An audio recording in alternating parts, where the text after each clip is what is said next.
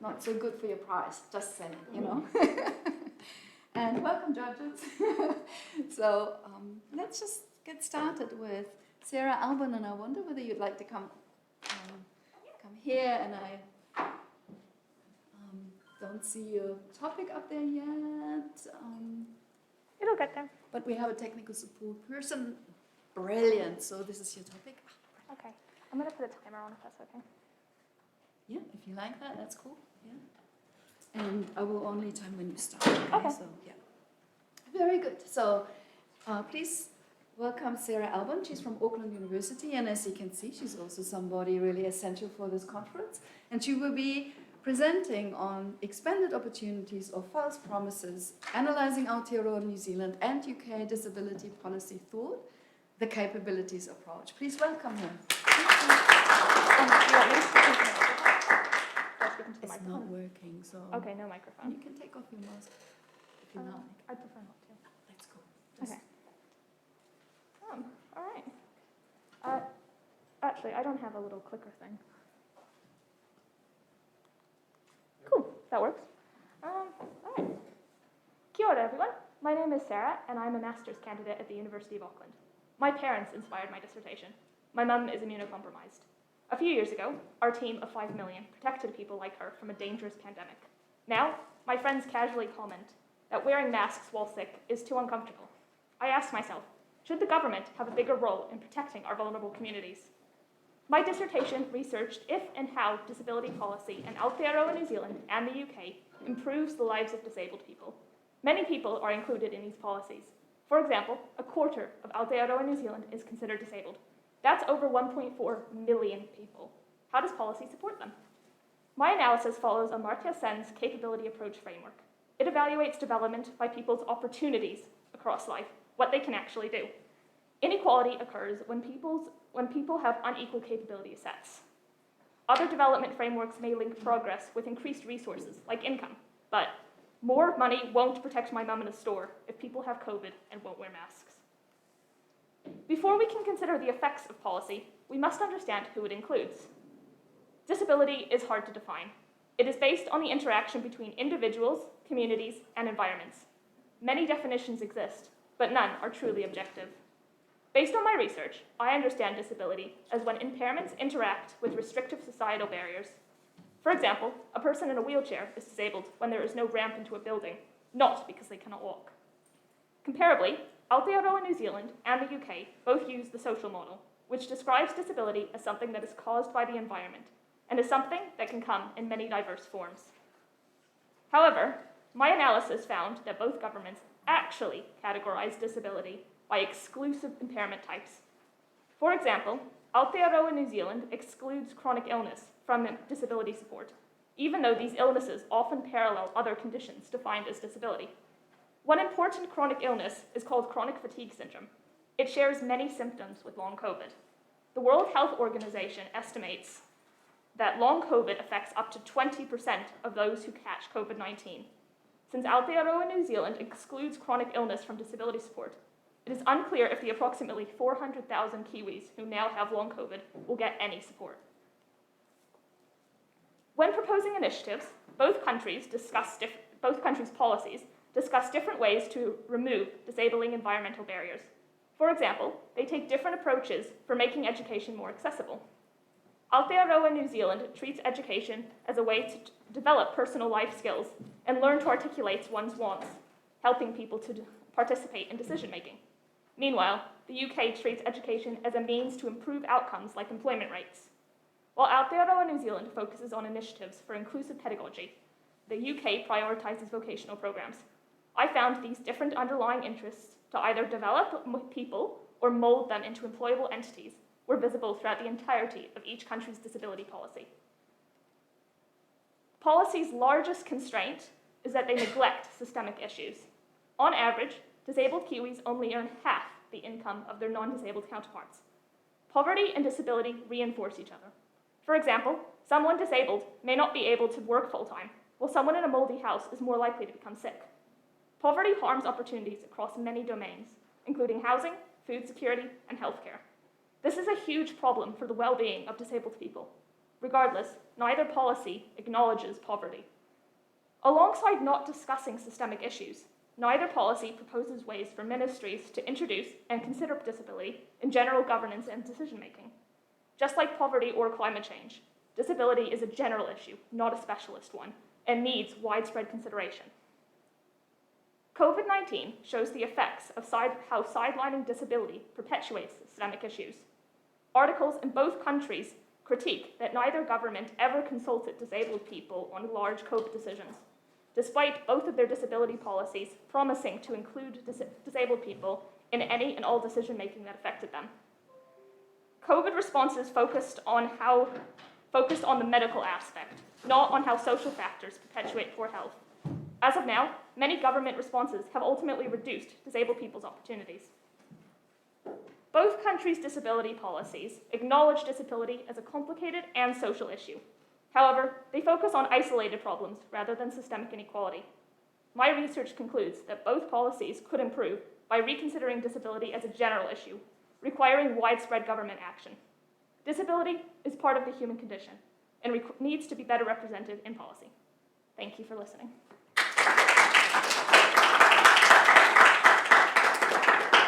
Brilliant, very well done.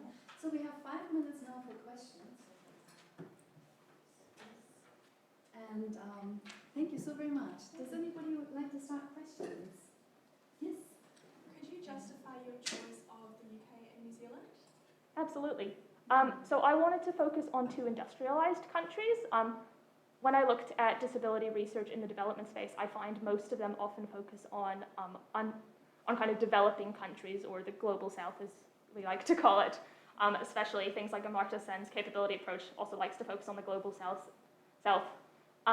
But I've found that disability is becoming more prevalent in industrialized countries because we have aging populations. As we are able to increase our lifespans, we are having more time where we are longer with disability or just illness. I chose Aotearoa, New Zealand, because as a Kiwi, I have a lot of experience here, so I felt like I could put my personal experience handling disability in New Zealand into a much more academic context and give more validity to my statements. And I chose the UK because I found other English-speaking industrialized countries were either much more similar, like Australia. They were just too similar to bother comparing, or they were far too different to be able to effectively compare, such as the US. The systems were too different. Yeah, thank you. Good question. Yeah, you go. Speaking of differences, what did you find the biggest difference between the two policies that you were comparing? Yeah. So I think the biggest, most interesting difference I found in the policies is how they handle agency. So agency is a really big part of the capability approach. Basically, the opportunity to do things is both having no barriers to do it, but also having the choice to choose whether or not to do something. So both policies discuss disabled people having agency, but they approach agency very differently. So for the UK, they treat agency as sort of self-sufficiency. So if you have agency, you are able to be independent, you are able to make your own money and live in your own house. And because of this, the UK often focuses on trying to get people into employment, so all of their focus is on kind of government at range approach, getting people into employment and then making sure they stay there and they will take care of themselves. Whereas in New Zealand, they recognize that agency can come with some dependency. You can be supported while being agency. I think it's a big misconception in disability that people who need support in everyday life are not able to be independent and have agency. Lots of disabled people simply need some help in life, and that's fine. They still can live full and supported and happy lives and still have control over their lives. So New Zealand takes a lot bigger approach on including family in decision making, ensuring that the family has a lot of support. Yeah. Yeah, it's actually really interesting and nicely answered. And somebody at Messi who looked into this and it's similar things. We have still time for questions. Yeah. Thank you for the presentation. How did you capture your sample size? Was it the same sample size in New Zealand as against UK? Yeah. So my dissertation looked at two overarching strategies or two policy documents in each country. So that's another reason why I picked Aotearoa, New Zealand and the UK, because both of them have a policy document of significant size that is designed to be an overarching strategy for the whole country and basically is meant to outline what each country is going to do in an individual implementation. So in New Zealand, the main document is called the I think it's called the New Zealand Disability Strategy, 2016 to 2026, and that was 50 to 60 pages, and then I also used the most recent action plan, which was another 20 to 30 pages. In the UK, their document is just called the National Disability Strategy, and that was about 100 pages. So you review those documents? I reviewed those documents. Unfortunately, just because of the scope of my dissertation, I wasn't able to actually interview people. I could draw from my personal experience and kind of contextualize it with what I know about what my disabled friends have said, but none of that actually officially came into any of the dissertation work. That's very interesting. We literally have only half a minute left, and I was just going to say, it would be interesting to hear how you evaluate this kind of view and agency here in New Zealand, where families are so strongly involved. Is that something you feel could change, or? I think it's a really important part of bringing security into co-governance. Obviously, the social unit, whānau, is the most important social structure in Māori society.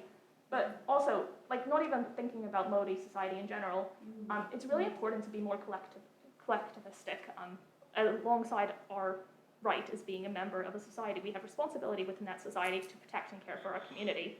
So bringing in the family and bringing in the community into the responsibility of caring for disabled people is really important, and it makes sure we are connected together and we focus more on the welfare of our fellow human beings rather than the success and the wealth of ourselves. Yeah, thank you so very much. Shall we just give a huge thanks?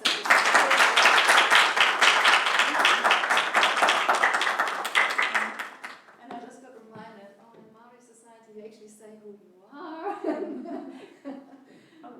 you want me to jump in? No, you don't need to do that, but I just jumped into the session to even introduce myself. But thank you so very much. That was wonderful. So before we have our next speaker, which is going to be Jolene O'Sullivan from Auckland University, I just wanted to quickly add to my introduction to Maria Borovnik, Toku Ingoa. I am Maria Borovnik. I'm from Massey University, the Development Studies program there.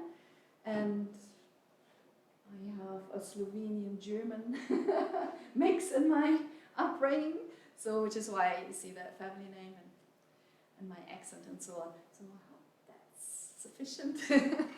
Not wanting to take any more time. So would you like to come and let's see how we can get your presentation up louder. Thank you, technical support. It's the best.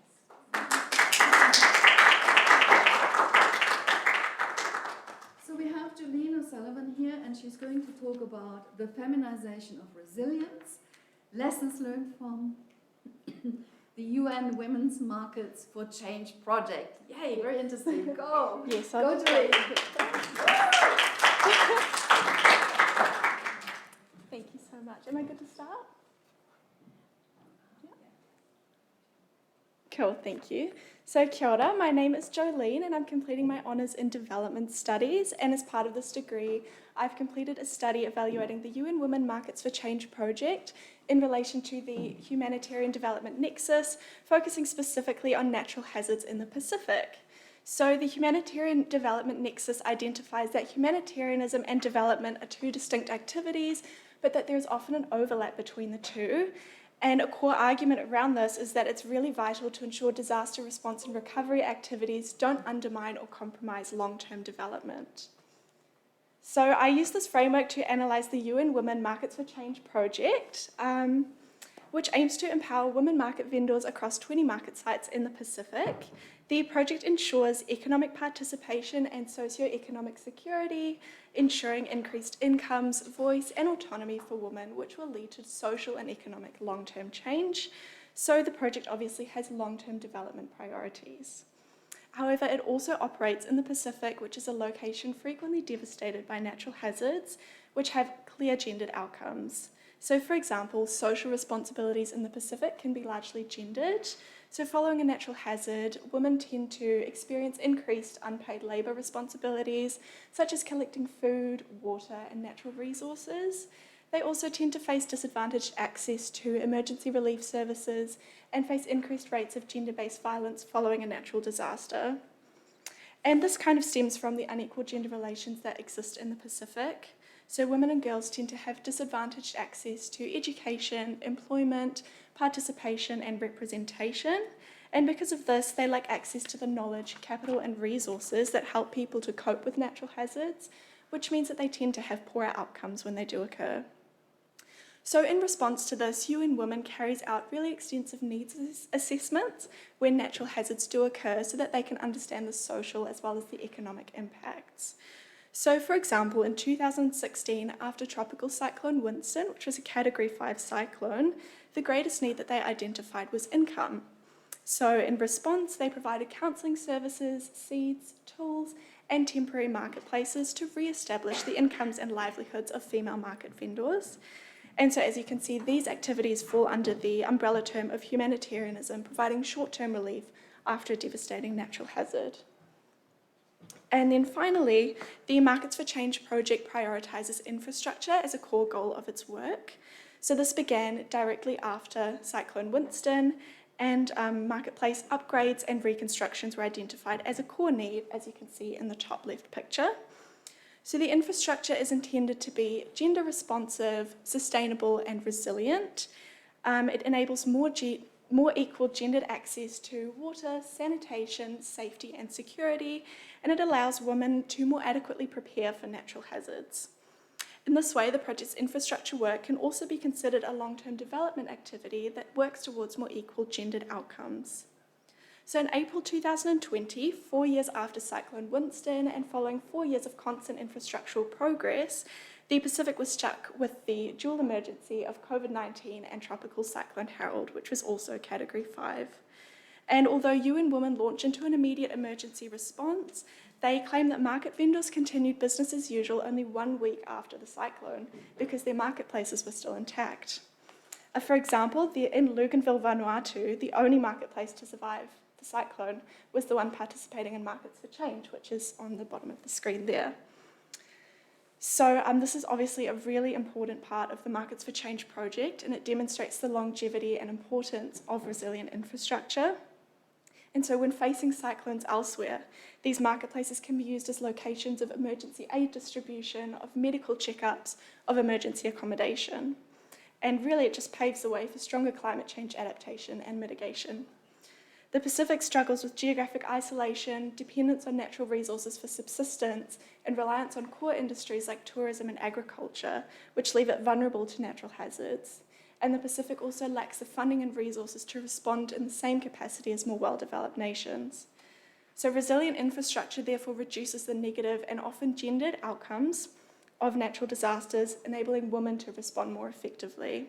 In this way, resilient infrastructure by the Markets for Change project demonstrates an intersection between the humanitarian development nexus, bringing together emergency relief and development to achieve disaster resilience.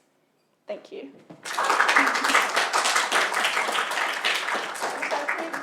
Academics can actually learn from students in terms of timekeeping. That's amazing. Thank you very much. Thank you. So we do have about 5 minutes for questions. Anybody would like to get started? I start with that lady over there. Is that okay? Yes. Hi. So which areas of the Pacific did you look at and why? Yes, so the project operates in Fiji, Vanuatu, and Solomon Islands. They have the most marketplaces in Fiji. At the moment, it's 12 to 14. It was 12 when the project started, and they've added a few. And then there are 4 in Vanuatu and 2 in Solomon Islands. And I reviewed data from all of those marketplaces. Absolutely fascinating. You had a question as well? Yeah. How do you think that you can get more NGOs behind funding resilient houses? Because at the moment, a lot of humanitarian, it's all about just getting temporary tents up and stuff like that, and the long-term stuff, not just marketplaces, but also when it comes to housing and stuff, is all self-responsibility. How do you think that we can kind of change that narrative a bit? I think putting more focus on the long-term element of it and less on the budget, because it is a really expensive thing to build resilient infrastructure.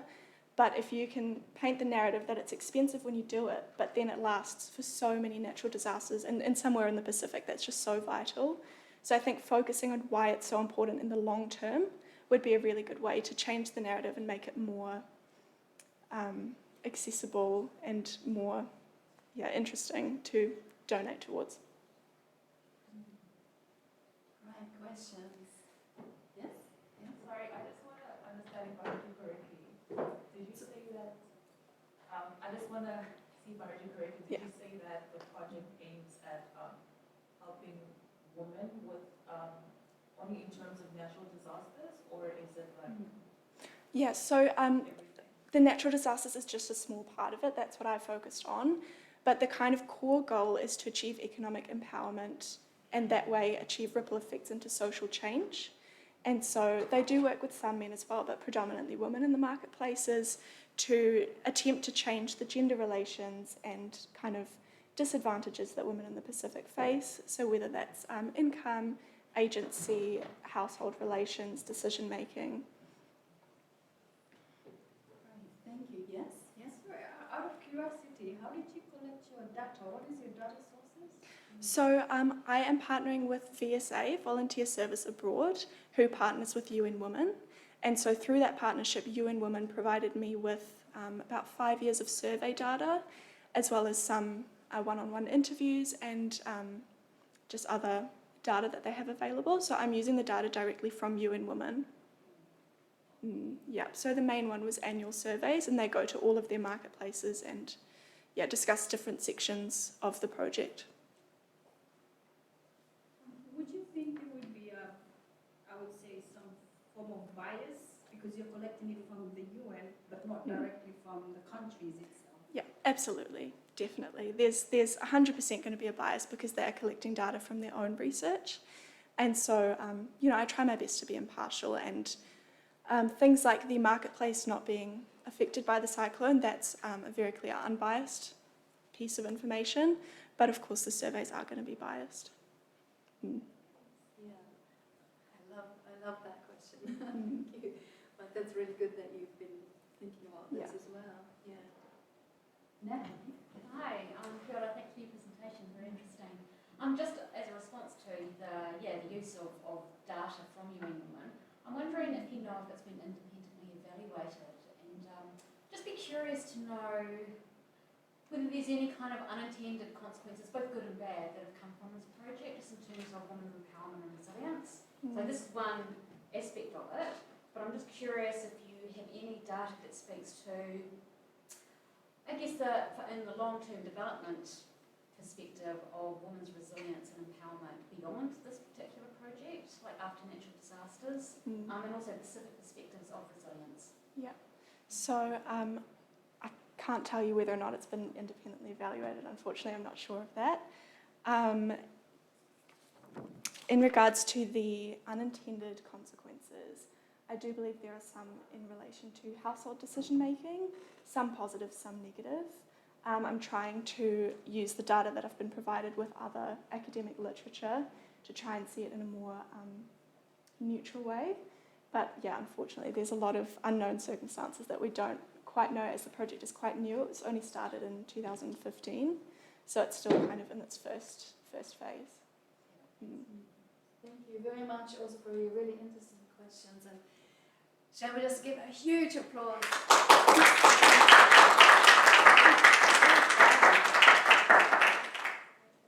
Thank you, Julian. And the next person will be Annalise O'Sullivan-Moffat.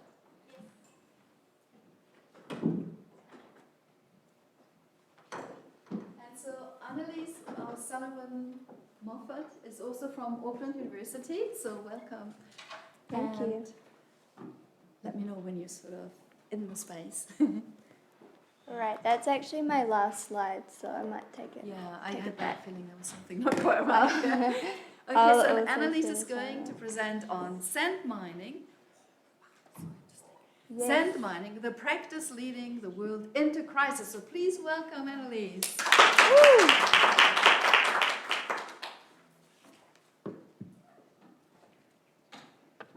Awesome. Am I ready to go? Can I start? Okay, cool. Hi, I'm Annalise. I am a Development Studies Honours student at the University of Auckland. I'm here to talk about my dissertation, which is about sand mining. So, sand mining usually isn't at the forefront of people's minds when you think about a major environmental concern, because it seems like we live in a world with an abundance of sand. We go to the beach, we have lakes, deserts, that seem to hold a never-ending supply. But the reality is that sand is the second most used resource globally, following only water. Approximately 50 billion tons of sand are mined each year globally and used in a wide range of industries. Sand is used as a core ingredient of materials such as concrete, glass, and asphalt. And that's because sand makes things stick together. It acts as the binding agent.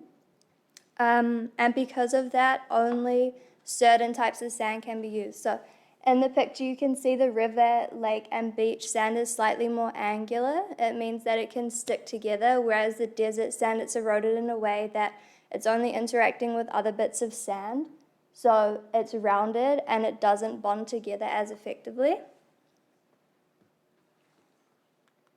So I decided to use India as my main point of focus for my dissertation, and that's because the construction boom is fueling the need for sand to a level that cannot be sustained without irreversible damage to the environment, ecosystems, and people. So India is ground zero for the global sand crisis. The world is running out of suitable sand for construction, so that angular sand that we saw on the picture. And to meet this demand, a black market for sand has arisen. So mining has become more aggressive and dangerous, posing a risk to those mining sand and anyone who opposes it. Hundreds of people have been killed in recent years in India alone, including civilians, journalists, police officers. In India, the illegal sand trade is worth 4.5 billion New Zealand dollars. It's massive, and it's so widespread that the sand mafia is now one of the biggest organized crime groups in the whole of India, which is a massive country. So I decided to use the theory of access as my theoretical lens for my dissertation. It originates from a piece published by Jesse Ribbett and Nancy Pelusa in 2003. It's a theory that focuses on considering the ability that people have to benefit from things such as natural resources like sand. Pre-existing power structures like governments mainly determine access, but groups such as sand mining mafias can challenge pre-existing notions of access. So, for example, the sand mining mafia challenges the notion that sand should be controlled by the law and access through formalizing arrangements like mining permits. So there has been a massive absence of global monitoring of sand extraction, which has meant that the environmental effects haven't really been known until the late 2000s. And so how does this relate to development? It's a bit different to a lot of the speeches we're going to hear today. So international development is focused on improving the living conditions of people around the world. Sand mining is a bit of a paradox because, on one hand, sand is a material, it enables more houses and infrastructure to be built, which improves the living conditions for people and therefore aids development. But at the same time, it is extremely detrimental on people's lives because through erosion of coastline, salination of groundwater, and the loss of the barrier that protects the water from land, all pose a threat to livelihoods through the loss of access to clean water, food production, and fisheries, which many people, especially in rural India, rely on for their livelihoods.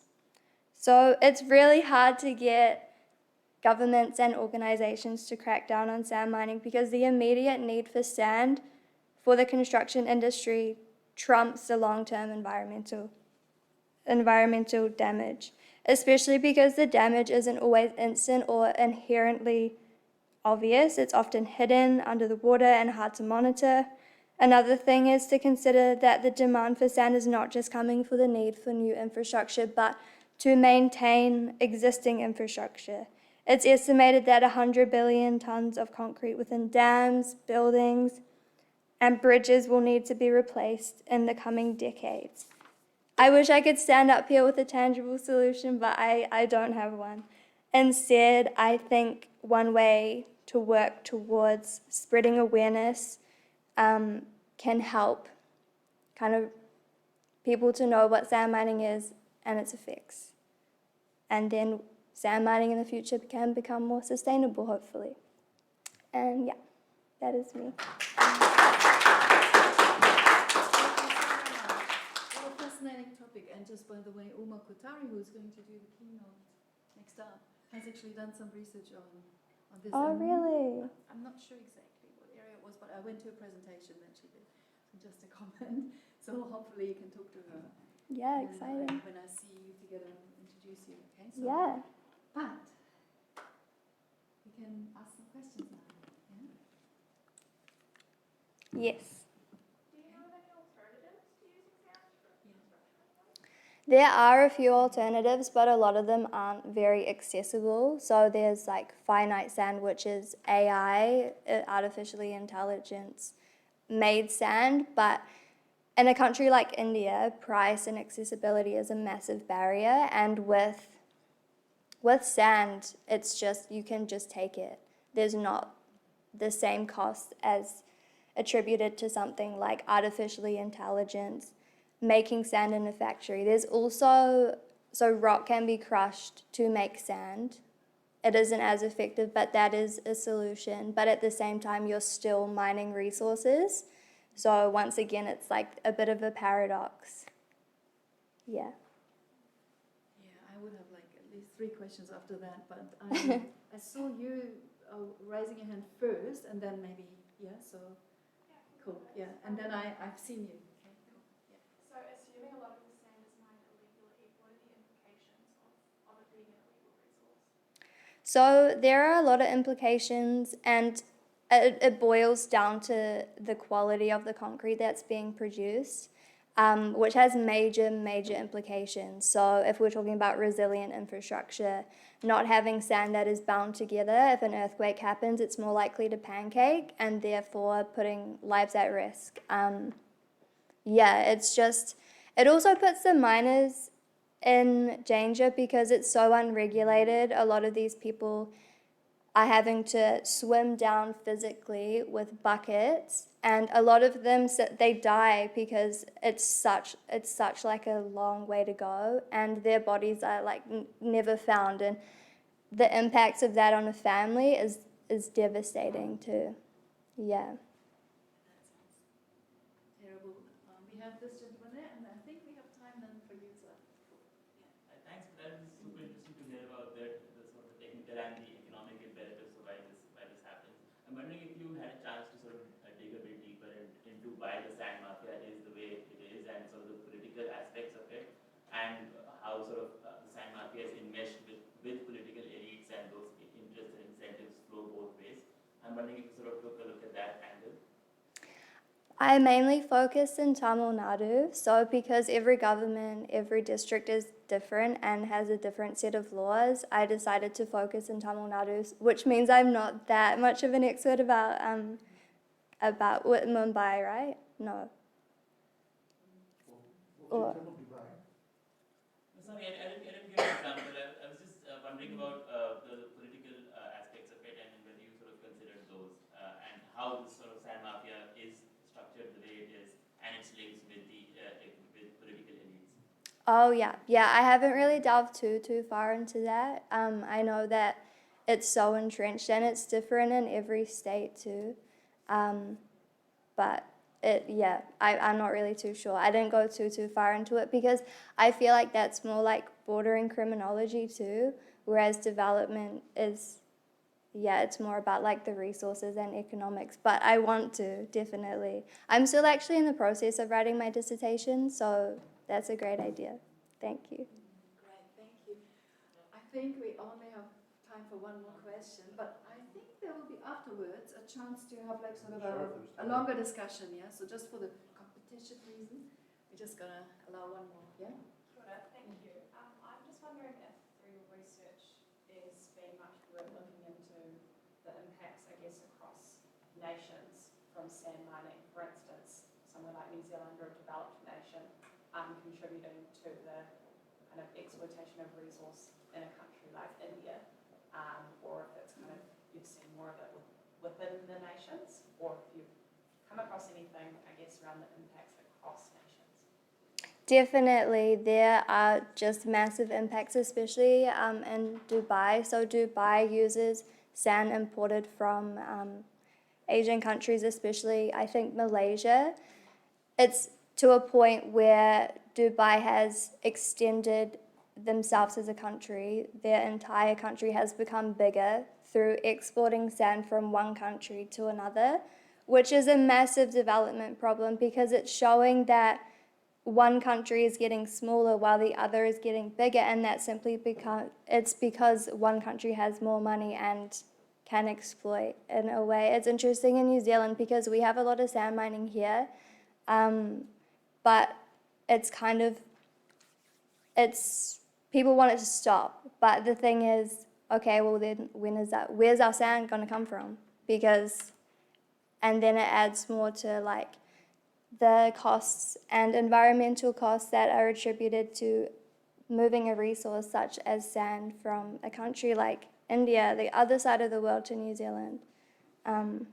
Yeah, has that answered your question? No, definitely. Okay. I think people, like you say, people are anti it in New Zealand, but if we ban it here and we still need that resource, Yeah, pushing that onto the impact onto another country. definitely, definitely. Such an interesting topic, and again, I apologize that I can't take your question right now, but later we come back to this, okay? I'll be first up. So, thank you again very much for this.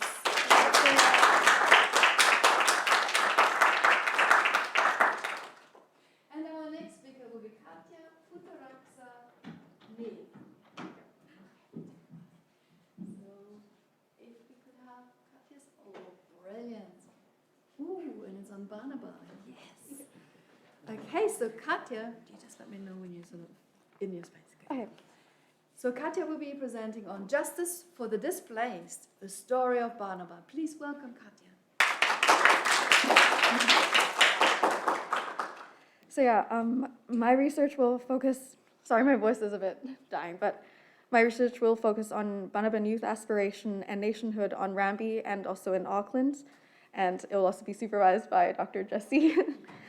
And although my presentation will, however, focus on my ongoing and co-designed project exhibition with the Banaban community, which is supported by the New Zealand Commission for UNESCO as well as Amnesty International, and also hosted by ICAD, which is the International Center for Advocates Against Discrimination, which has primarily informed and inspired my research that I'll conduct next year on Rambi. So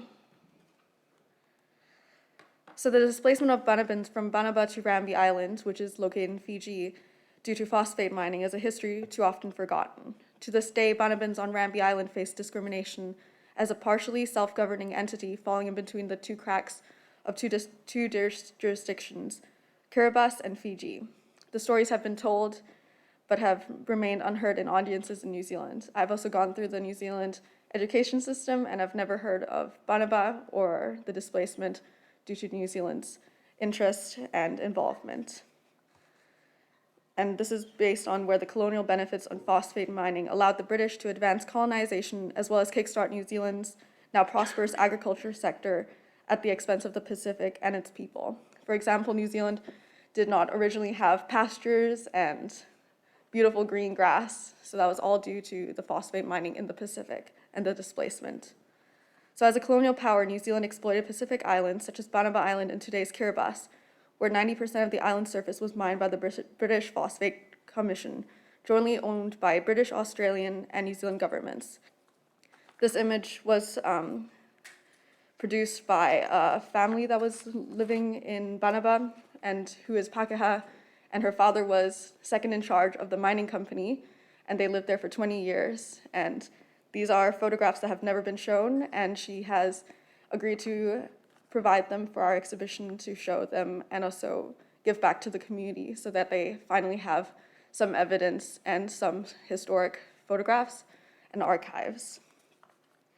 And from early 1900s to the end of 1970s, the extractive and exploitative practice left behind barren lands, and they were forced to resettle to Rambi Island, which they now face human rights discrimination and loss of culture and language.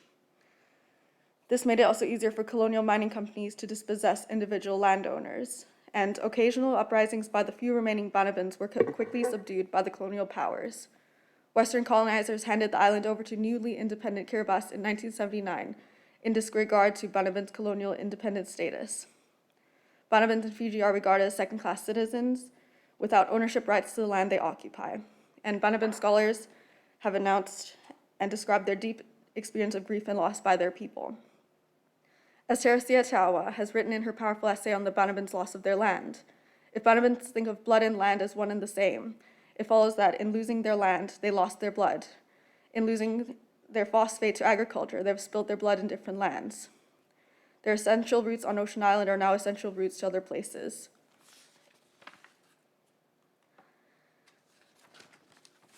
I was privileged to visit Rambi and share the findings of a legal memo that the International Center for Advocacy Against Discrimination has created, which has now also led to this development of a citizen handbook in order to protect the Banaban rights. In the beginning of this year, ICAD and advocates on Rambi hosted a series of community dialogues to identify the legal questions remaining around the Banabans' rights. For example, it was canceled out that they would be able to take New Zealand to court and get compensation for the relocation and dispossession, and also false advertisement because they were told, for example, on Rambi that there will be houses, and when they were relocated, they were just left with no houses and they had to build from trees and whatever they could find. So they were completely left by themselves without any support. And when we went there, we were granted permission by the elders to share their stories on the conditions that we share it with the world. In collaboration with the Banaban community in Auckland and the community in Rambi, we are holding an exhibition on the stories of Banaba at Salo 6 throughout February. We want this exhibition to allow for audiences to explore the Banaban history and the story of the island and impacts that the mining has had on the communities that now live on Rambi Island. It is also a space for audiences to explore our identities as part of a settler state and New Zealand's involvement in the mining and extractive phosphate from Banaba. We believe art also allows for viewers to explore these themes through an accessible medium, regardless of language, background, and age. The experience and story of Banaba can inform current dialogues and planning of contemporary and future relocations of Pacific communities by raising questions of sovereignty, sense of belonging, and participation, and identifying ways to uphold Pacific Islands' rights to life with dignity, irrespective of whether they decide to move or to stay. Thank you.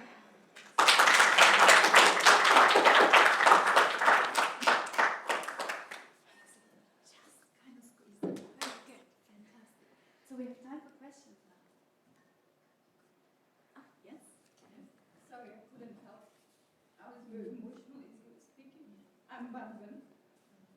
So I lived that experience. So what do you think is the way forward for Banabans based on your research? So it's really difficult because I think what my focus is on advocacy because, for example, in New Zealand, the Ministry for Pacific People does not even recognize Banabans as its own group because they don't have their land. And they have told the Auckland Banaban community, we can't recognize you and we can't give you that space.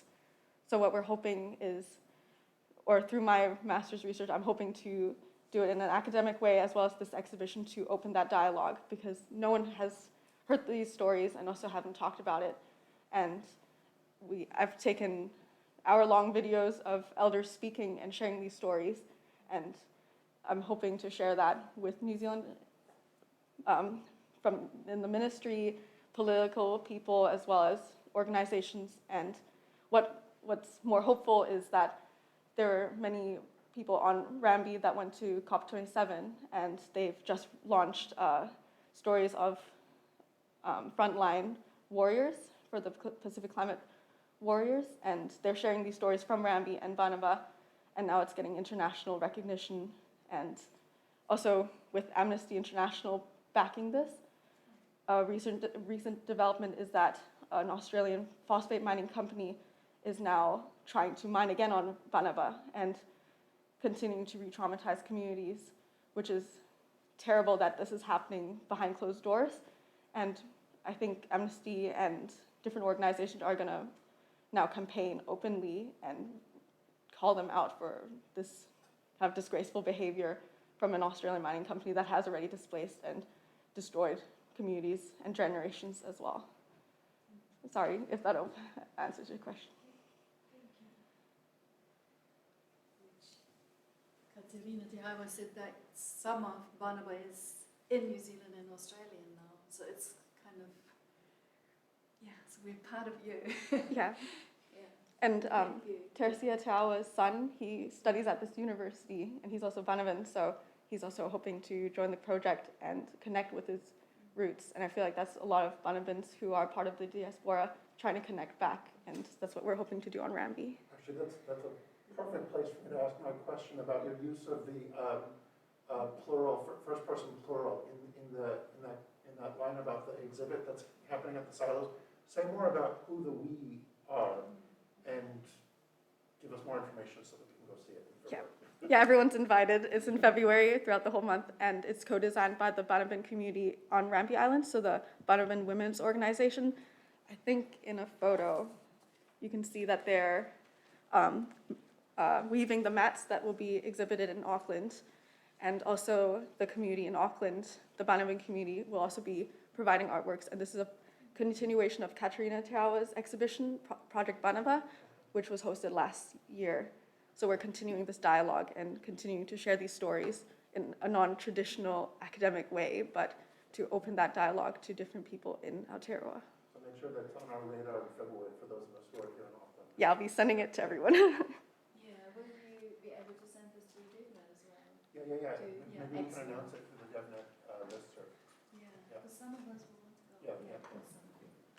Thank you again so much for your sharing and for your careful response. There, yes. Is there time for? Yep, good one. Thank you, Katia. That was a wonderful presentation. I love the way that this project has, as you say, been co-designed. I'd like to hear some more examples of how the design process is driven by the Banaban community. Can you give us some more specific examples? Yeah, so when we went to Rambi in July, we kind of sat down with the women's organization and as well as the youth from the schools, and we kind of said, what do you want us to do? How would you want you to be represented? Because we are trying to find funding to bring them over, but in that case that they can't, we're hoping that they have as much input as possible. So we asked them, how would you want us to exhibit you? What kind of projects? And they said dance is actually their biggest way of communicating their culture, because their traditional dance showed the stories of how they're relocated, how they had to adapt. For example, the food that they had to pick from in Rambi, the traditional fishing methods. So that's all communicated through dance, which is something that an outsider would never have thought that would be their main communication of their identities. And yeah, then we also met with the Auckland Banaban community, and we also shared all the photos, all the interviews with them from Rambi, and we wanted them to be able to also have their input and be able to connect. And we're hoping to do a virtual exhibition, which will also be translated to the Kiribati language, which people could interact with and add their own stories, so it doesn't become kind of an inaccessible platform, but it continues to be an online documentation of these stories that they will never be lost and continue to be heard. And all these archival photographs would also be used to continue to show these stories and also to hold New Zealand accountable for our implication in their dispossession and displacement. Yeah, thank you so much. I'm going to allow it because you're from Banaba, so sorry.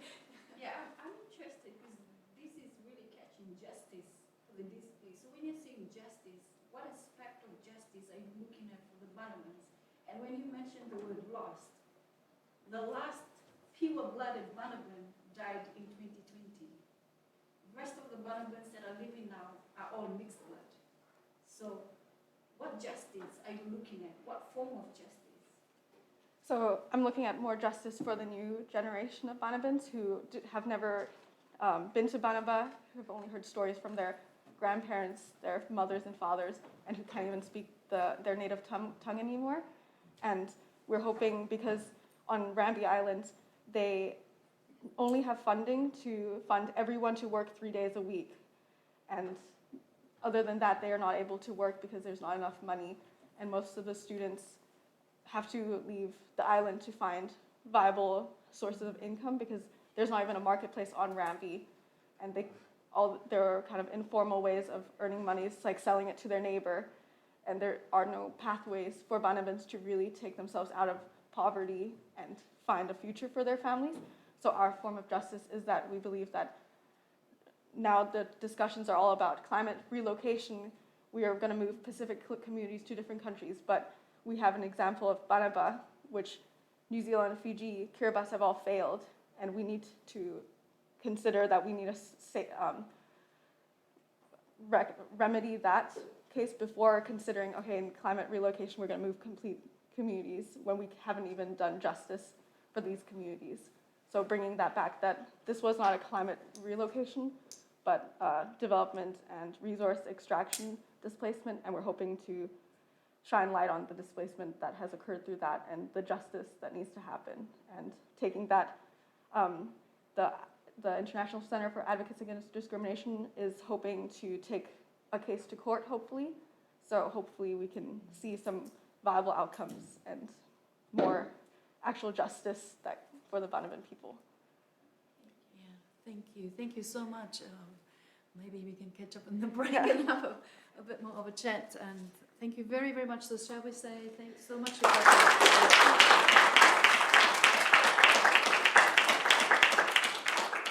So if that was not comfortable, the next presentation will also not be very comfortable, I reckon. Our next presenter is Adam Fraser. I know him well. He's from Massey University, but the thing is, we've never met in person. Once. So, we have one. Yeah, we did. We actually did. Yes, that's right. So we are so happy to see each other at DevNet conferences, right? So Adam will be. Are you ready to go? Yep. Good. Adam will be presenting on the topic of the challenges of climate change adaptation for displaced communities, the Bikini community on Kili and Edgewood Islands. So please welcome Adam. Thank you. Good morning, Morena and Akwe. So I'm presenting the research that I completed for my master's degree. So this is the challenges of climate change adaptation for displaced communities, and I looked at the Bikini community on Egypt and Kili Islands and the Marshall Islands. And this is a picture of that community being displaced in 1946, carrying all the possessions with them, many never to return. So the aim of my research was to understand how displacement influences the climate change vulnerability of the Bikini community and the effect this displacement has on their adaptation and resilience. So I asked two research questions. The first was, how is displacement contributing to this community's vulnerability to climate change? And the second was, how does the Bikini community face these challenges and build opportunities? So Bikini Atoll is a large atoll to the north of the Marshall Islands, and like the rest of the Marshall Islands, it was occupied by the US during World War II, and they selected Bikini Atoll as the site of their post-World War II nuclear testing program. So within a month of the US arriving on Bikini in 1946, the Bikinians were relocated to the much smaller atoll of Rongerik, where they very quickly started running out of food. And so after 2 years of starvation and severe malnutrition, the Americans evacuated them to their base on Kwajalein Atoll, and then moved them again shortly after to the single island of Kili, to the south of the Marshall Islands. And then in the 1970s, despite conducting 26 nuclear tests on Bikini and only undertaking limited remediation, they told the Bikinians it was safe to return. So a small population went back to Bikini, but soon became ill after ingesting radioactive contamination through their diet. And so they were evacuated once again. They didn't want to go back to Kili, so they set up a new settlement on the small island of Egypt on Marjaro. And then in the 1980s, like many Marshallese, they began gradual migration to the US. So over half of the Bikinians today reside either in Hawaii or Arkansas, the rest of them throughout the Marshall Islands, but nobody has returned to Bikini. So the key vulnerability generated from their displacement has been the loss of their land and the loss of their common property associated with their atoll. And this has had a significant impact on their livelihoods and has caused long-term food insecurity. So they were put on long-term food aid in the 50s, and that continues today.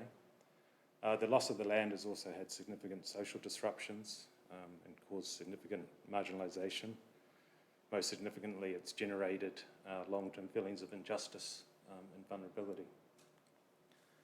The second half of my research looked at the climate change vulnerability on Kili and Egypt, and the key climate change impact is flooding and inundation on both islands, which is exacerbated by sea level rise. And this causes extensive damage to homes and infrastructure, salination of soil and groundwater, and damage to crops. Sea level rise also exacerbates the rough sea conditions around Kili as an isolated island, and this makes it very hard for the community to land supplies to the island, which contributes further to food insecurity. So overall, they have a lack of adaptive capacity due to their small size and resource base. And what it means is they are highly vulnerable to the effects of sea level rise. They have developed a number of strategies in response to the vulnerabilities they face. So they are trying to increase their food security by finding different ways to plant crops and to fish. They've managed to be successful in winning full control of their limited compensation funds from the US, which they use for adaptation. And they continue to use migration to access opportunities, economic, social opportunities, mostly in the US. In terms of their strategies, though, there are significant limitations, especially around the ability to address vulnerability, around flooding and inundation. And the only strategy to address their landlessness is fulfilling the right to return to Bikini Atoll, which the US refuses to help them do so. So the key findings of my research, and in answer to my research questions, it was found that displacement has intensified the Bikinians' vulnerability to climate change, that those perceptions of injustice first generated by displacement continue and deepen with climate change, especially now as the community on Kili and Egypt consider the need to move again in the face of climate change. And because of this, that self-determination, which was missing in their displacement, is now critical in their adaptation, especially those considerations of further migration. So migration has always been an important strategy for the Bikinians, and more Bikinians are going to consider migration off Kili and Egypt as climate change makes living on those islands more difficult. For some of the community, however, it's considered another disaster. However, they also consider that gradual migration and connection to the diaspora, especially in the US, may help reduce those social and cultural impacts of migration. And those photos on the right there are the Bikinians in Arkansas celebrating a Bikini Cultural Day. So maintaining those connections with culture is extremely important. And they're also planning a relocation of the community to Hilo in Hawaii, which, if done properly, could be a useful adaptation strategy. And that's my research. Thank you very much. Thank you so much. So, do we have any questions? Oh, sorry. I'm curious because it seems like it's almost like forced migration. They're being forced to adapt, so it's not even a choice. It's kind of like, well, it's either that or what's the alternative? Yes. You know, so although there is obviously self-determination agency in that process, but it's by forced to do so. Yes. So I just wanted you to comment on that. Yeah, no, absolutely. I mean, they always considered, or were always thought that relocation was going to be temporary. So when they first settled in Keeley, they didn't want to make settlement there successful because they didn't want to have the US just walk away. They wanted to force the US's hand. But as they've come to live on Keeley and realise they won't be returning to Bikini, they've had to adapt to those tough living conditions there, which is why that community which went to Bikini in the 70s didn't want to go back to Keeley because it's so hard. So again, using that or being forced to use migration as an adaptation response. So yeah, very much these responses is being forced upon them.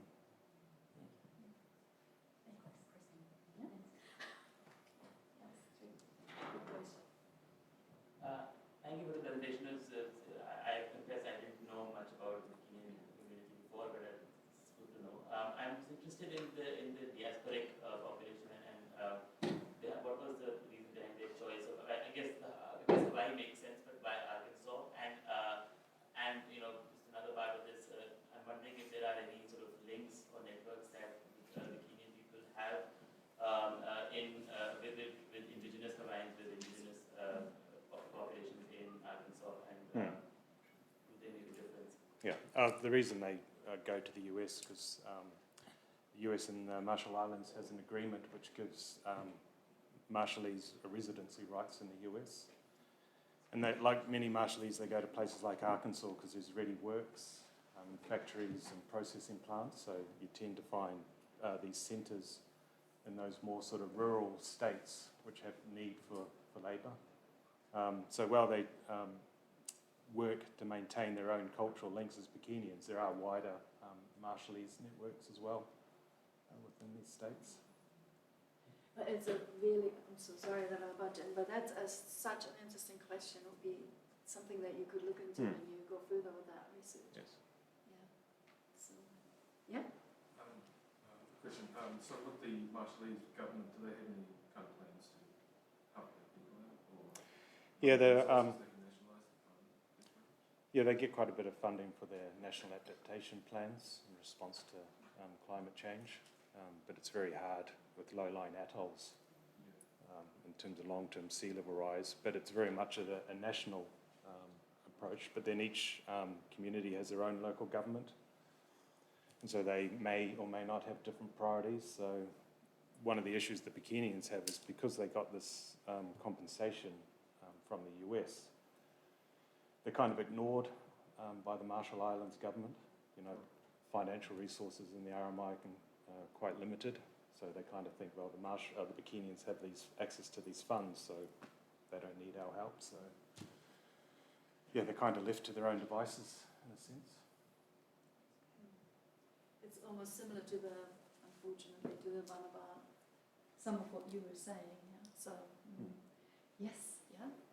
You put briefly earlier in your presentation that the key want to try and hold the US to account.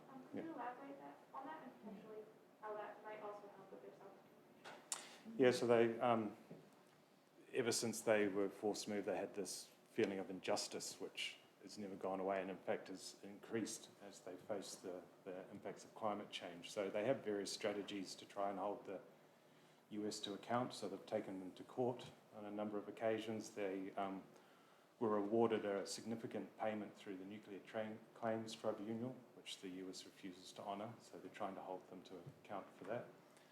And when I spoke to we're working with the Bikini leadership, they use any opportunity they can to remind the US of their promises to allow them to return. So, in interactions that is brought up, so they try and keep it constant and relevant to the current generations. Yeah, it's over decades, it's been a real big issue. Yeah. And I'm actually only presenting like this much out of It's very hard in 5 minutes to... Huge project, and so... Anyway, so we've come to the end of the question session, but Adam and everybody else, we will have a plenum thing, I believe, at the end of this session. If there's time, sure. Yeah. Yes, and then we can just have sort of a random asking everybody, So, but because we're in competition, we have to go on. And the next speaker is an online speaker. And there was something about, do we need a different microphone? Yeah, that's Just at the lectern. at the lectern. I need to go to the lectern in order to introduce her. Cool. So she can see me. Hi there, Laura. Is that Laura? Ooh, that sounds very echoey. Can you hear me okay? Yes. Oh, brilliant. That's great. Laura, what university are you from? Sorry that I'm asking like that. Which university? Yes. Victoria. Victoria University. Oh, fantastic. So we have as our next speaker, I'm Maria Borovnik. I'm chairing this session. It's really nice to see you. Have you been able to follow the presentations so far online? Ah, that's Yes. brilliant. Wonderful. It's kind of funny, so alien when somebody comes in like this, but we can see you wonderfully. We can hear you wonderfully. Are you ready to go? Sure. Let me Good. just share my screen. It says host disabled participant screen I'm sharing. wondering whether there's some kind of possibility to get the presentation up. Thank you. I know how very tricky it is. I had a conference last week and whoa, I didn't realize hybrid that's thing, now, you sorry. know, but it will work. It's just a matter of just a wee bit of lag time. Okay. Nearly there, sorry. Okay. Can you see? Yes, it's here it is. And fabulous. Laura, wonderful. You've done really well. Are you able to put the speaker on one of the screens as well? Or? No, not really. That's cool. No problem. Okay, so Laura, I'm going to quickly say, Laura Freeman from Victoria University will be presenting on the realities of doing business for Marshallese women entrepreneurs. A nice follow-up. Please welcome Laura. Thank you so much, everyone. Well, Yakwe, good morning. So my name is Laura, and I'm looking forward to present my thesis that I'm currently still writing with Victoria University towards my development studies master's degree. So this is a very impromptu presentation, but so basically I've been living in the Marshall Islands for 4 years now, working in the field of labor migration. And so I decided to obviously focus my thesis on the work that I've been doing.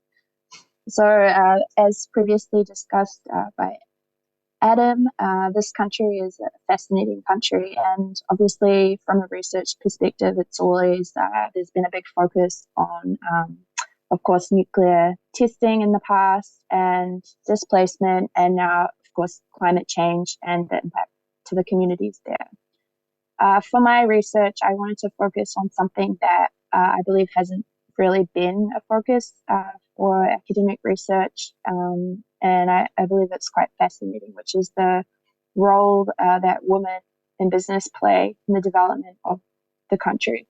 And so that is the focus of my presentation. So my research topic and method, so I was involved in a project that was helping to support women in business. So I naturally, alongside my colleagues, decided to focus on qualitative methods. So I did in-depth interviews with a whole range of different women in business, some that had been in business for their whole life and some that had just started out their business. So it focused on webinar or talk stories. So that's kind of the natural way of speaking in groups and one-on-one. And I built off the existing relationships I already had to form my questions. So a total of 30 women were interviewed, both with interviews and focus groups. So I'll just briefly go over all of the findings, and then at the end I can perhaps give recommendations or my perspectives so far from what I've written. So firstly, just to reiterate, it focused on the realities of doing business for women. And this was fascinating to learn about the nature, supply, and markets of the businesses.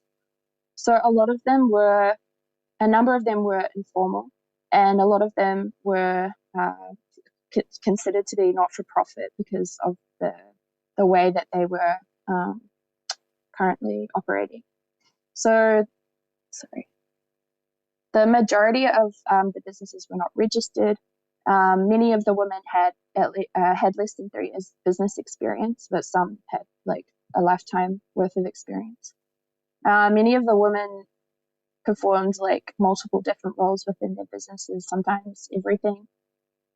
And many do not currently make a profit or pay themselves, so they often hold lines of credit and other forms of compensation for the work they do.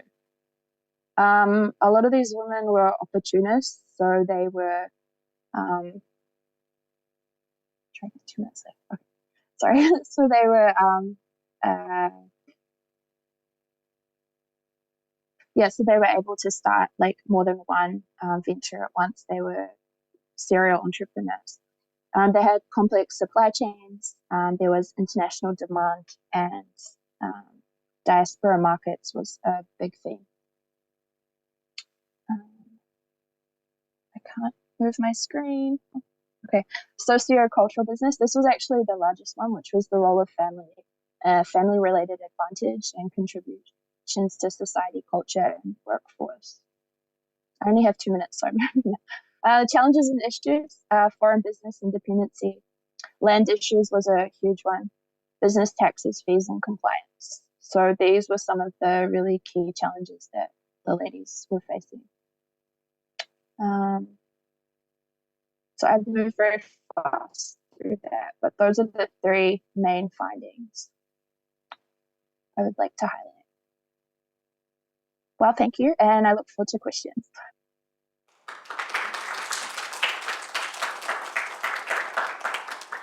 Thank you very much, Laura. And my first question is, can you go backwards a couple of slides and let us have a look at that? Ooh, eat into your question time. Yeah, awesome. Great. Do you want to talk briefly about that? I'm asking that question. So.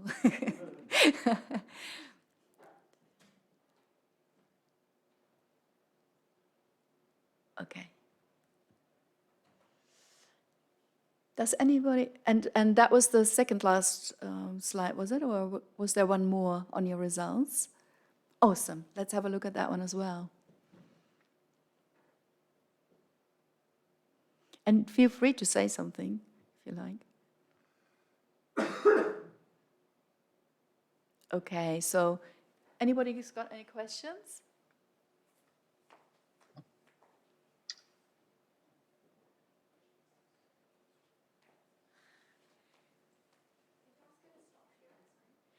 Oh, Laura, would you be able to stop sharing the screen now?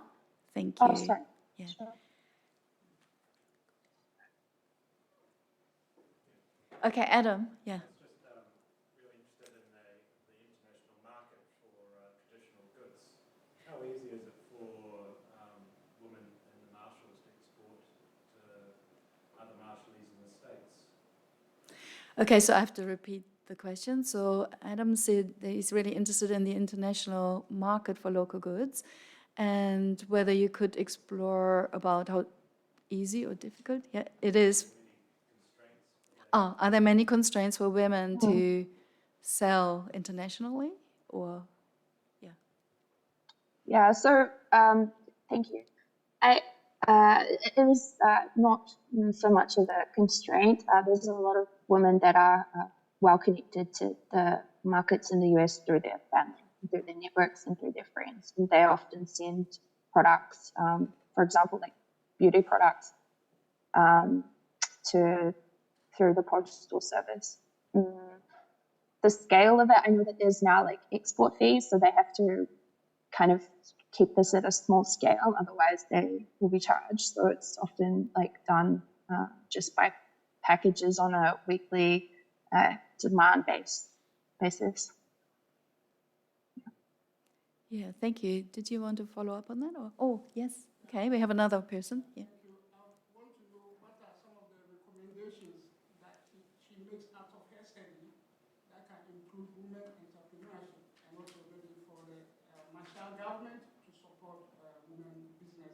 Yeah, awesome. Thank you. So this person is asking a question about whether you could make some recommendations in terms of what about things from your research and how that would refer or help other support women internationally. And there was something, and also the Marshallese government to make changes in a positive kind of way for women. Yeah, is that cool? Okay, that was the question. Yeah. Yeah, there's a lot of work still to be done. I believe these women need a lot more support, especially from their government to make it easier for them to start their businesses, to formalize, to grow and expand. In particular, the taxes and the fees and all of the things that they have to go through as a full business is really cumbersome, and it has really impacted their interest in growing, expanding. So that's one way I would say is to subsidize and to make allowances for women. I also think it's really important to acknowledge the socio-cultural environment and how much that influences business here and, of course, in other Pacific Island countries, and how people can support women that maybe aren't as advantaged in terms of land ownership, last names, networks, particularly those living in rural, remote areas, how to uplift them and support them. Yeah, that was a great question and good answer. So what I would suggest now is that we sort of start moving into a plenum, this question and answer session. So Laura, if you could stay on where you are so that we can see you. And then we have 4 speakers here in the first row and Adam right behind you. So if anybody would like to follow up on anything, either to do with Laura or any of the other speakers, let us know. We have a little bit of time. I reckon we have about 20 minutes. And so I promised you that you would be the first one to ask the question that you had earlier. And that was...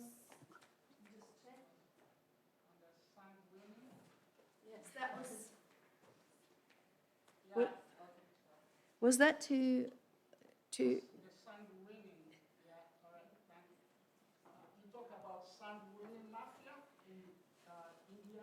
sand mining, yeah. I know mafia is an illegality or is something which is done by, is not allowed by law. So I wanted to find out what is the legal framework or the legal environment in India in order to probably sustain or maintain, the sand business or the sand management. So, because if there's some kind of legality or that framework or environment, then it can tame down the activities of those migrants. So I just wanted to throw more light on the legal framework. Laura, I just wanted to keep you up to date. This is a question to Annalise on the sand mining topic, and the question is about the legal environment on that in India. Yeah. It really depends on the state, because India is such a big country with so many people.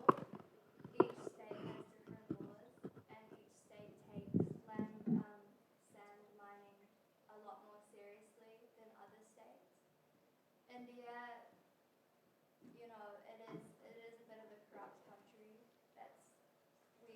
It's kind of like we all have this common understanding that there is more corruption in India. I'm not saying that that's a bad or a good thing, but it means that when it comes to stuff like sand mining mafias, there's a little bit more leeway than say in New Zealand, where maybe the sand mining mafia wouldn't rise up as much as it has in India because there's a lot more respect for the law and enforcement of the law. Whereas in a lot of places, the law is, government officials are part of these sand mining mafias. Therefore, the laws they're not following the law because the law, it doesn't apply, if that makes sense. So there aren't the consequences as, say, as in New Zealand, in India in some places, depending on the state. Which is why it's really hard because it's just so hard to also keep a track of because it's everywhere. And people within the mafias also use violence as a tool. Even journalists, even trying to expose what's happening, people are run over, they're murdered, even civilians. So it's really, really hard because a lot of even, I was saying, police officials get killed. Even though the ones that are trying to maybe like, they're the ones who are the law enforcement people, they're not safe from the impacts too. So yes, there are regulations, but they're not specifically followed, if that makes sense. Does that answer your question? It makes sense. So what is the way forward? Are we to allow them to operate as they are operating now, or maybe some international law or something? You know? Yeah. Some kind of ban, because if it keeps on going, then you destroy the environment. So I think we can look beyond India to look at the international perspective and see how we can. The UN is actually, it's interesting because the UN has kind of acknowledged that this is a problem. They have labeled it as a global sand crisis. So I think that was this year that report came out. So even there's just like this conscience. People are learning more about it, and especially places like the UN, which means that there are going to be, I think, international regulations and the UN holding countries accountable, being like, you guys have to enforce these rules that you have because this is what is happening, this is what's going to happen to future generations who don't have access to clean water. What's going to happen then, kind of thing.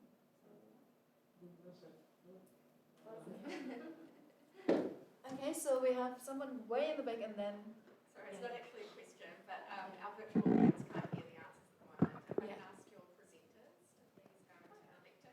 Oh, would you be able... Oh, okay, so... Yeah, but I was just going to say, so we have this lady there that wants to ask a question, and then you also want to ask a question, yeah? So can we line that up? But before we do that, I just realized that we haven't actually given Laura a really big applause. Can we do that? Yeah. Laura, sorry. I was so concerned that you have time to talk about these last two slides, but I just want to thank you so very much for your presentation. And we're really now moving into the plenary questions, and people will come to the microphone asking their questions. Is that cool? Yeah? And yeah. Yeah, okay, so but the first question that we have here is from this lady just in front of you, so yeah. Oh, I see what you mean. You want to have the presenters go to the microphone when they answer the question, while as I can repeat the question. That's cool, yeah. If you would like to ask a question. Yeah, I'm finally getting it. Yeah. Yes. Mm-hmm. So my question is, has to do with the sand mining as well. Sand mining related, yeah. So I find it very interesting because you mentioned how it has environmental impact. Yeah. My question is, do you know what emissions are getting released?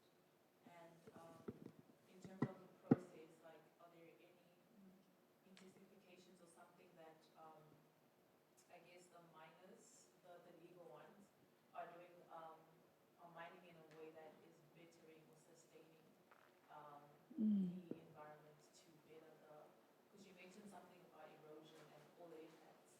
What's being done differently to better the environment, and if you know any emissions that are getting released?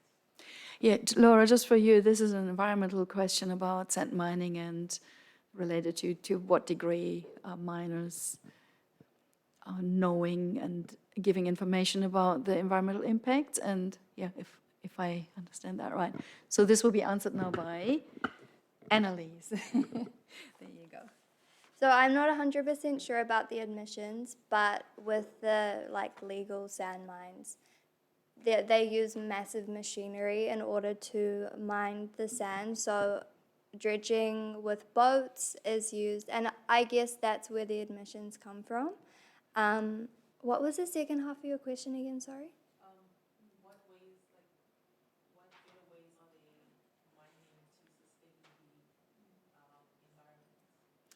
the thing is, like, even with the legal sand mining, as we could see from Katya's her presentation, even legal mines, like with the phosphate mining, are still extremely detrimental to the environment, and that is seen with sand mining too. I don't think that, or I don't know if there is a way that sand can be mined that is not going to harm the environment. It definitely perhaps can be in a way that's more sustainable. But the thing about sand is that it isn't a finite resource. It takes thousands of years of erosion to make this sand, this jagged sand that's perfect for the construction. So I don't know, even the mine up in Mangawhai, which is in New Zealand, is causing erosion of the beach and destroying bird habitat. So even in, like, you know, that's a pretty good mine in the scheme of things of sand mining, and it's still having massive detrimental impacts on the environment. So that is something that I should look into to see if there's any way to actually ethically mine sand. But yeah, thank you. Thank you. Okay, so coming back to any more questions? And maybe, Laura, if you have a question, you could also ask one if you like. Yeah. Yeah. Did you have a question as well? I thought your hand went up. Oh, there. Yes. Okay. Please. Yeah, this is for Katya. What are some challenges that you faced, or were there challenges that you faced while collecting historical data relating to the Banaban displacement? Can you repeat that question when you? Sorry. Her question was if I faced any barriers to collecting any data about the dispossession of and displacement of Banaban people. Sorry, I have allergies. So I think the biggest barriers were that, for example, I came in with a CSO, so a civil society organization. So, for example, I didn't do it for my research, where I would probably have to go through ethics, and it would probably be quite a lengthy process to actually be able to interview elders, youth, and just Banabans in general. So that would have been a quite difficult process. And one of the barriers was that when we went to Fiji, we also went to, for example, the New Zealand High Commissioner, and she is actually also Banaban, but she wasn't allowed to say anything on Banaba or Rambi, so she couldn't speak up at MFAT about the issues, so she had to kind of say that it's out of her control. She can't really advocate or speak out, and she's high up, so it was quite difficult to talk to ministers. And also probably the biggest barrier is that the school on Rambi Island, the person who everyone has to report to is actually the Prime Minister of Fiji, but no one from his office or him himself has been to Rambi. So they're making decisions of the school without having even stepped foot on the island to talk to anyone on Rambi or to Banabans. And what's really sad is that the cultural teacher, there's no funding for a cultural teacher to teach the young children about Banaban culture. So at the moment, school children are not allowed to learn about their culture unless it's from their parents, and they're also working and probably do not have time to teach their children. So yeah, those are some barriers that we found. So I was only able to do it as part of an organization rather than through research or through the government. So there are quite a lot of barriers to collect any data, but we're hoping to do it through a more creative method, which would allow for storytelling in a non-traditional and informal way, and then sharing them as well. Hopefully that answered your question. Yeah. And I thank you for doing that research, because it's actually the least, I would say it's very difficult to get historical data, and I guess it's because of this maybe political effects it may have on the different countries that was involved, because it was Australia, New Zealand, and the UK that led to the displacement of the Banabans. So if I would be very interested to get in touch with you, Yeah, I would love that. I would be that person that could help get that, because I would love for our voice to be heard. Yeah, I would love to talk to you afterwards as well. And we also approached a Japanese development organization in Fiji, because Japan actually occupied Banaba in World War II, and they actually did probably terrible war atrocities. For example, they took all the men on Banaba on a cliff and killed them. And one of the elders that I talked to, his uncle was killed by the Japanese, and he still has that in his memory.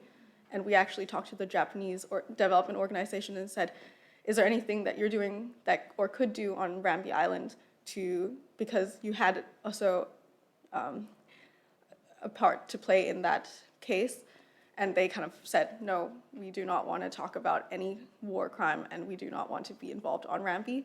So that was also quite difficult because, like you said, so many parties were involved, and it's also politically, New Zealand is the only OECD country that's investing in blood phosphate in Western Sahara. So they're doing the same thing, displacing indigenous people in Western Sahara, and this is today.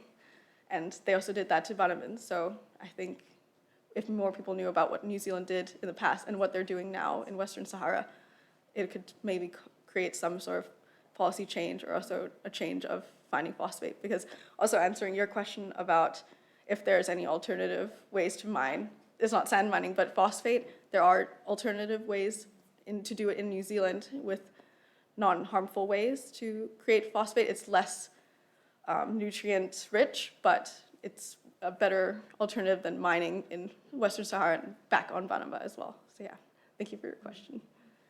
Yeah, thank you. And I just want to remind you, and because that often happens at the end, that the first two speakers had very interesting topics too. We had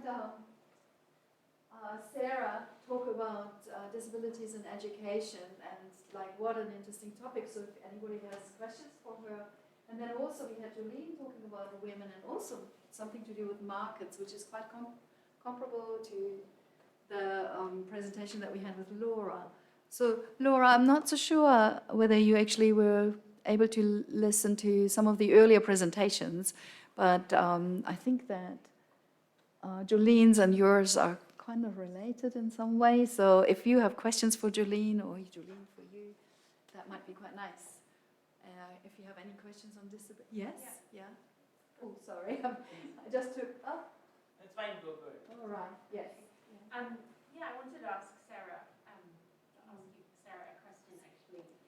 And I know that your research is not looking at advocacy, but I'm wondering, as you've said that in New Zealand, chronic illness is excluded from disability support, and you mentioned chronic fatigue syndrome as an example of chronic illness, and of course now we have the increasing issue of long COVID, which is a similar condition. Do you have any thoughts on the steps that either are being taken or could be taken in New Zealand to advocate for those kinds of conditions being included?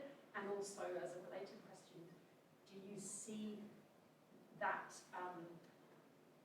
that long COVID may actually have some sort of benefits in this sense for other chronic illnesses? So I'm thinking particularly of chronic fatigue sufferers who may get increased recognition eventually because of long COVID. Yep, so you're asking about advocacy for chronic illness conditions in Aotearoa, New Zealand, and also if there have been any benefits resulting from long COVID becoming so prevalent.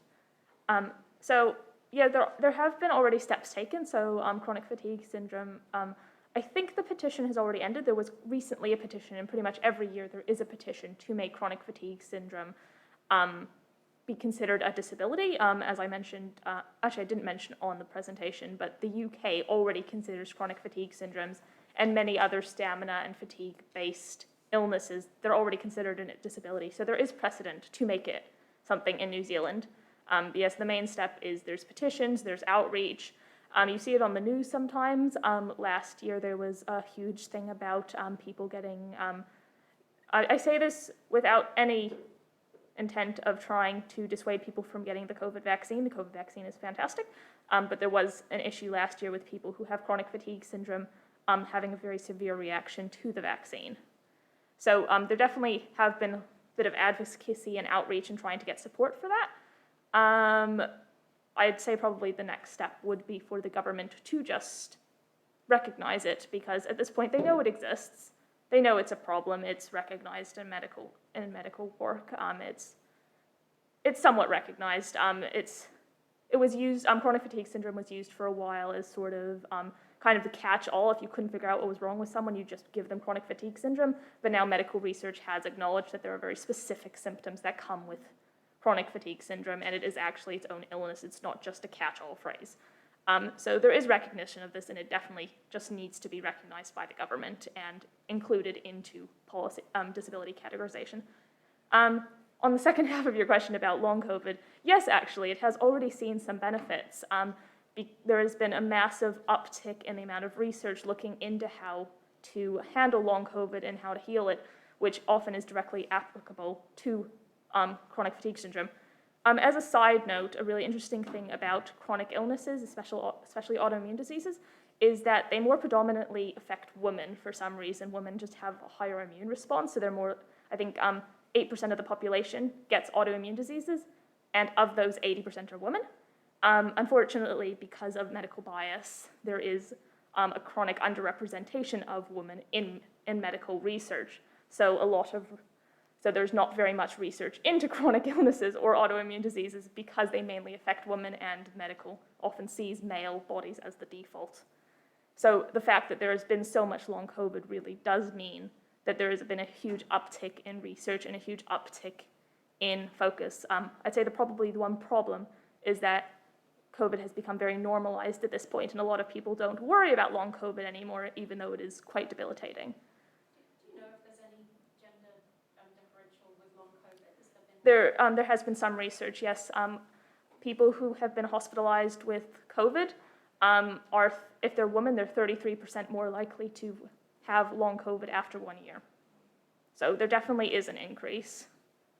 But I think just the sheer numbers of the amount of people who are getting debilitating long COVID from this is meaning that there's a lot more research and a lot more focus, even if governments are starting to kind of pretend COVID is finishing. Yeah. That's really impressive.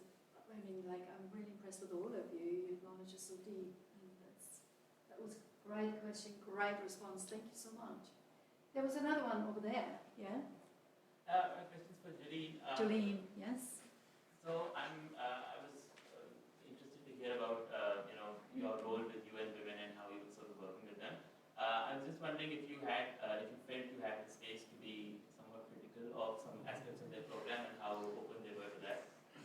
Sure. So the question was about my role with UN Women and if there was space to be critical. So the agreement with UN Women is that myself, Annalise, Sarah, and a couple of other students are doing some data analysis for them. We are producing some reports that they can provide to existing and potential donors to gain further funding for phase 2, which is going to start hopefully next year. And so, yeah, my role in that is to analyse the data, focusing specifically on this disaster risk reduction section. And that's my role, and then they kind of provide me the data for my dissertation as well. And so as part of these reports, we have been able to write a more positive donor report because, that's obviously going to be more successful for its purpose. But then we've also been asked to provide a list of gaps, for example, in the monitoring and evaluation, lessons learnt, potential new areas of exploration. So they have been very open of criticism on their project, and we're all focusing on different sections of the project. So some are more critical than others, but yeah, they have been really, really open to that. Did you have a question, Jason? I was just going to add, we're missing a simultaneous session right now in another room where they're actually having this conversation about the combination of pedagogical with external research partnerships and the benefits and challenges of these types of relationships. So you can look it up in the program and maybe follow up with some of the people that spoke there. We have 2 professors, 2 students from 2 different universities, and then we've got representatives, I think, from VSA. VSA and maybe another organization, I forget. There is a representative from UN Women. And a representative. So they're having a conversation that addresses your question simultaneously. Can you speak to that at all? Were you privy to any of those plans for that session? I think it was just a round table and they were largely going to wing it, so I don't think there was any pre-existing discussion. Yeah. Because I'm concerned now that Jolene should go over there now and get the last 20 minutes or something like that. So feel Well, free if you feel like. By the way, these are all streamable for a month after the conference. Oh, So, excellent. so sessions that you missed, that you're really upset that you missed because you wanted to go to this one instead, you can still follow up and watch them later. Just a promotional Ooh, moment. very nice. But thank you very much. Yeah, so did you want to say something? Oh, no, I just wanted to say the presentation you were talking about is simultaneously going on as session 1.3, if anyone does want to look it up later. Yeah. That's just the one where they're talking about the UN Women Partnership. So I kind of feel like for master students, you've done a huge job, amazing. I could now go on and say, does anybody want to ask Laura or Adam or something? So if you do, please just let me know and let us just then finish after that. Yeah, so because Laura and Adam didn't have a lot of questions, I think, so far. So if you can think of one more thing, awesome. 2 things, very good, yes. I just want to ask Laura, with the Yeah.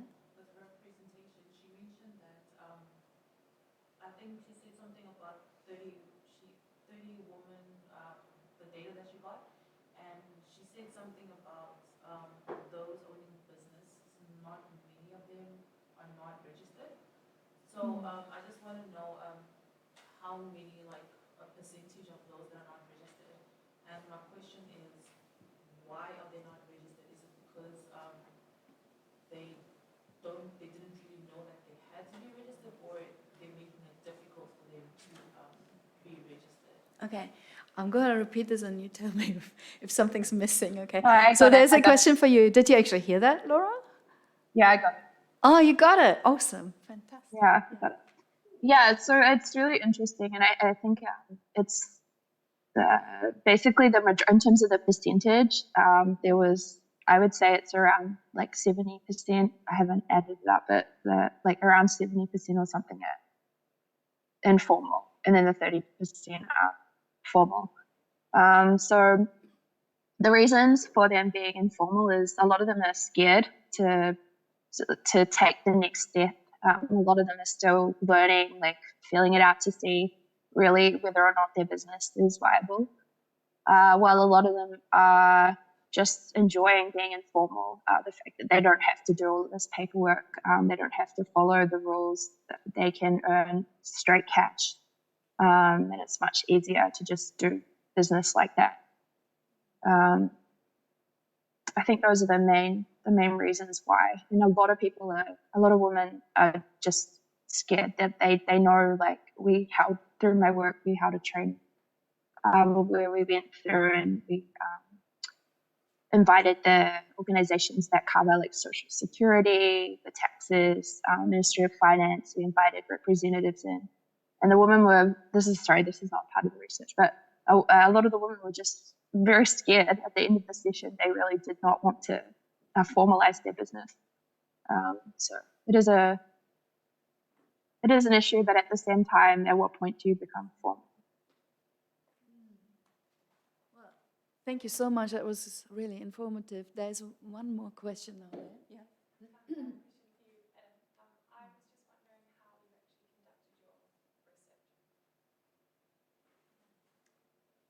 Thank you for the question. Yeah, the question was how I conducted my research. So, yeah, did the typical literature review and then a document analysis using documents that were generated in Bikinian law, legal proceedings. So that was evidence presented by the Bikinians, so testimony in their own words. And I also analysed documents produced by the Bikini local government.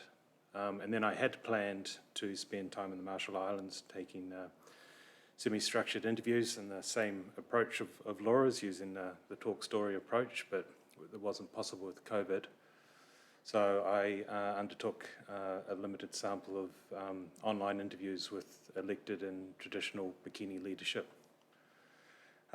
Fortunately for me, as a development practitioner, I'd actually worked with the Bikini leadership on a couple of projects before I undertook my research, so I had an existing knowledge of life on the islands and their issues, so I was able to draw on that as well. So I think we might want to pull this to an end, and I just wanted to say, when I just said for masters, typical me saying something like this. What I said at the beginning has actually proven to be true. This was like incredibly interesting, very deep, so knowledgeable, and I was feeling like, oh my gosh, I don't want to stretch the question and answer session too much, because I know how intense it is to present, and so I find this really incredible how you all were able to respond to people in so much detail. And I also want to give a really huge thanks to the audience, because you really did well with including everybody in your questions, asking most incredibly interesting questions, sharing your personal stories. Absolutely wonderful what we've had here today. Thank you to the technicians. I'm quite aware how very tricky it is to get all these things sorted, and it was smoothly done. So thank you all, and thank you, Jessie, for letting me do this.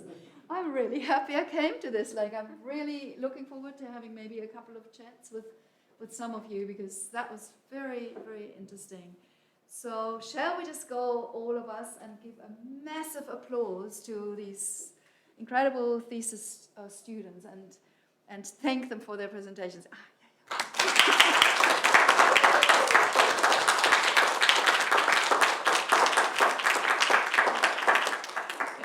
I always need more words than most people. So thanks for putting up with that.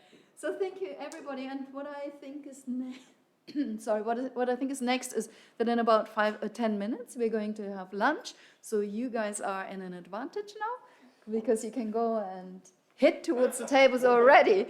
So after lunch, we will have Uma Kotari's keynote, and I can only say this is going to be a fabulous keynote. So please come to that one.